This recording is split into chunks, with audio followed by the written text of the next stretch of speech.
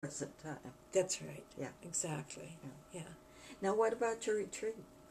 Once a year, I lead a week-long retreat. The most recent ones have been in the high country of North Carolina at a mountain that's actual name is Heavenly Mountain. The first time I heard it, I thought somebody was using a little hype, but it actually is the name of the mountain. And the mountains in that area of North Carolina have a lot of quartz in them, so the energy is, you can really feel the energy there. And what I love about the retreat is people come on a Friday evening, and the retreat lasts till Wednesday noon. We have wonderful organic food prepared for us, so we just have to show up to eat.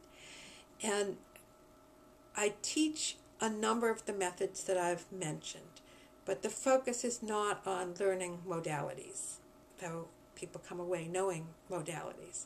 But the focus is being able to go as deep as a person wants to in healing. And I had one person he was a surgeon, I believe. I know he's a medical doctor. And he had arthritis in his hand, and he hadn't been able to make a fist. And by the end of the week, he was able to open his hand and close it completely. And he would have said before the class began that that was not possible.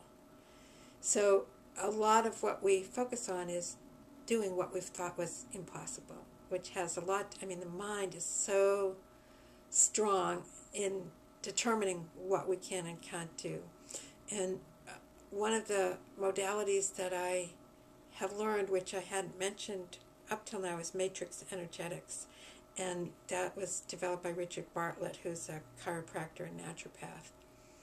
And this year I feel like I'm more ready than I have been in the past to actually introduce some of that into the course. And it's working on a quantum level, which really means that the reality we're experiencing in this moment is only one of infinite possible realities. And so what Richard has helped develop and sort of bring to us now are ways to move away from the expectation that it's going to be the same that it's always been, and so that we can experience something different and start anchoring that in. So an example is, if my knees hurt and I focus on, I wonder what's wrong with my knee hurts, I wonder what's wrong with my knee, and then I go to try to have it evaluated. I get x-rays and they show me what's going on with my knee, and they say, oh, the cartilage is getting less, or so forth. All of that feeds the condition in my knee. But if instead I just sort of shift to a reality in which knees don't wear out,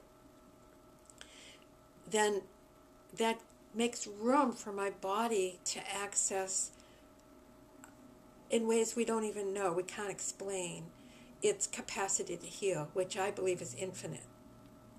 So I'm going to be bringing more of that into this.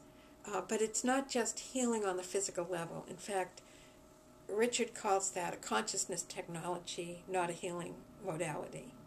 And that distinction is getting blurred. Healing is really a matter of changing consciousness. So I could say that about many of the modalities I've mentioned. They're really ways of shifting to a different way of consciousness. Donna Eden talks a lot in energy medicine that we're evolving our energies to be able to live in a world with a lot of electronic interference and a speed of living that we weren't accustomed to. So it's different language for really the same thing. We're changing our consciousness, and that's what humanity is doing. So anyway, at the retreat, people have a chance to focus on whatever aspect of their life, or aspects, plural, they most want to see change in, and get the support of a group, the support from themselves of being out of their normal routine, so they can start establishing a new routine, a new experience. I've had people come who, one person needed a place to live, and she left and found a new place to live, a new work situation. Someone else had wanted to start teaching some of the healing Tao practices to children, And within 2 weeks of the retreat, she was doing that. So it's a matter of finding ways to get out of our own way and begin to do what we've always said we wanted to do. And how can someone find out more details about how to sign up for this retreat? Well, of course, they can call me. Or, on my website, on the schedule page, there's links and phone numbers and so forth. So if they want to talk to me more about, is it appropriate for them or what would it involve? Some people like to do a phone session with me beforehand to get a sense. And all the things that I've mentioned, by the way, can be done by telephone. And what is your telephone number? 617-923-8856. Okay, thank you very much. Thank you.